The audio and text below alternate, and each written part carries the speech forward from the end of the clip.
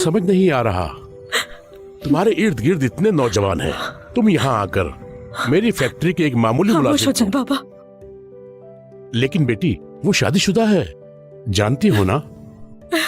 ऐसा मत करो मेरी बच्ची, छोड़ दो अपनी ये जिद। मजाक नहीं है बाबा, मोहब्बत करती हूँ उससे, बहुत मोहब्बत। फजूल है बेटी।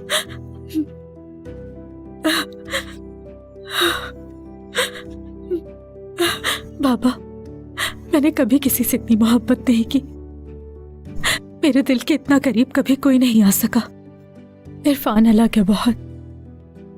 मुझे सच में मोहब्बत हो गई है बाबा, ये मेरे इख्तियार में नहीं है। जानती हूँ मैंने बहुत मुश्किल में डाल दिया है आपको। आपने मुझे आज तक सब कुछ दिया, कभी किसी चीज के लिए मना नहीं किया।